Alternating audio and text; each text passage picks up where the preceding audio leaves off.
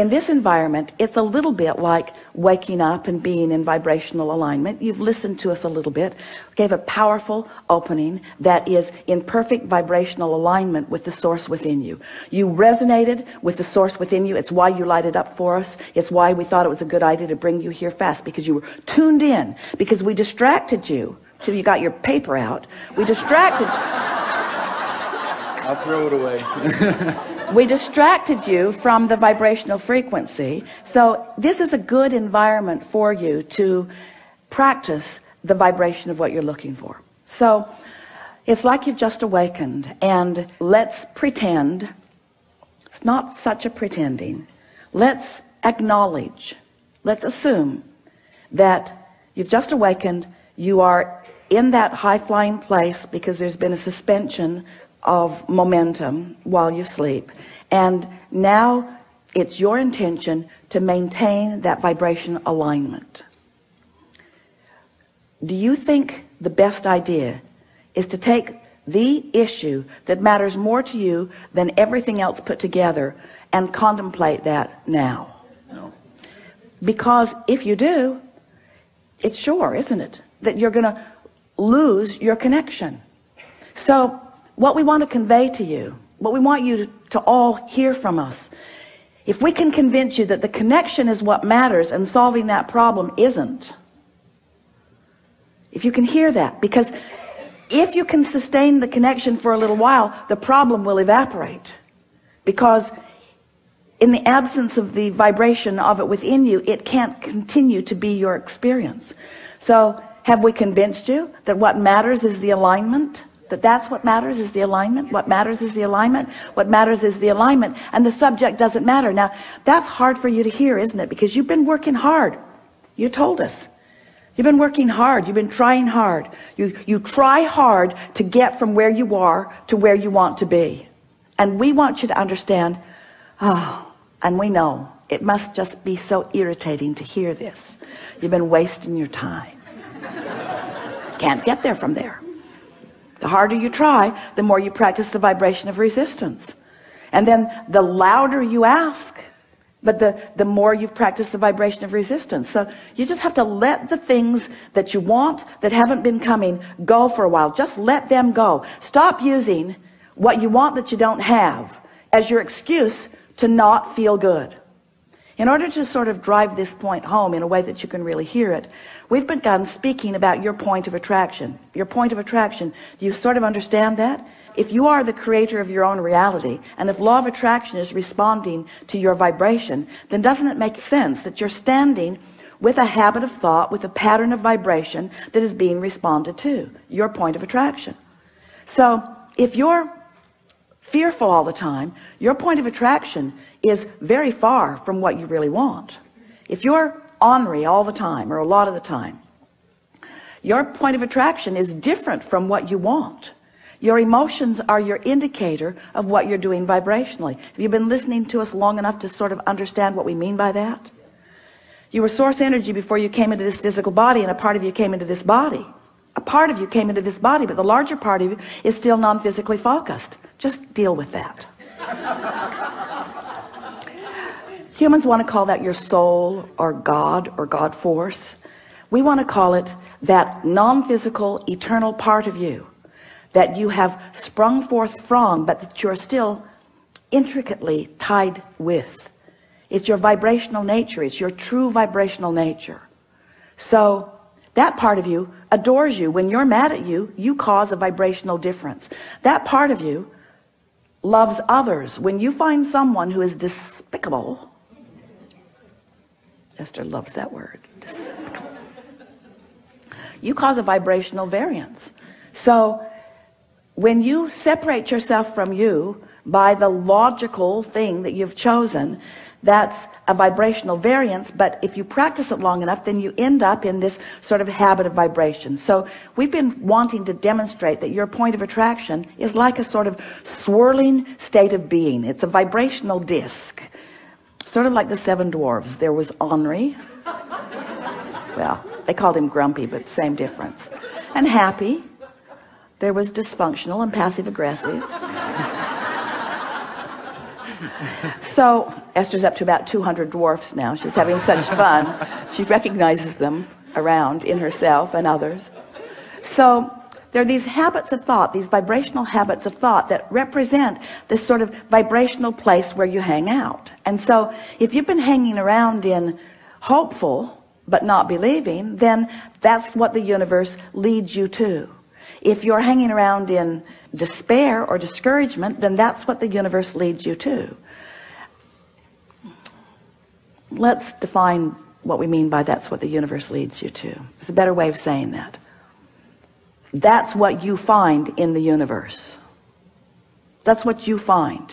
That's what your point of attraction yields to you. So we want you to realize that if you will just choose the disc, if you choose the subject chooses the disc. Think about that. I'm going to think about money. Despair. Not really. Could be optimism, or could be fantastic journey. You know where you're at relative to that. When you think about wanting a relationship that you've never known, but that you sense is there, that you really want, and you feel lonely or the absence of it, loneliness is in a very different place than joy. So we're saying this to you more clearly than we've ever said it before. Choose the disc by the way it feels, not by the subject that you want to place on it. That's a good way of saying that, isn't it? So when we say, what are you going to think about? Your answer, if it's a really good answer, is anything that keeps me up here. Oh, well, are you going to think about the things that are important to you? No, that would take me down here.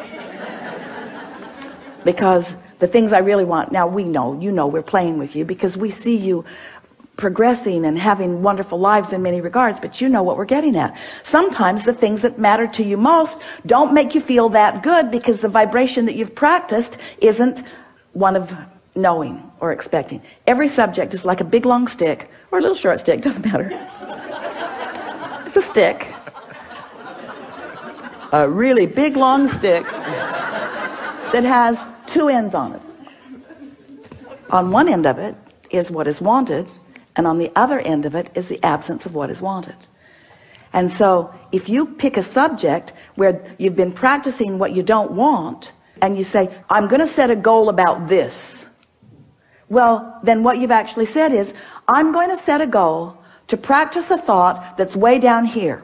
And I'm going to practice it, and I'm going to try, and I'm going to struggle, and I'm going to proclaim my goodness, and I'm going to keep score of where I am, sort of like the things that you were telling us, only we're exaggerating it dramatically. And life's just going to keep giving you the same thing.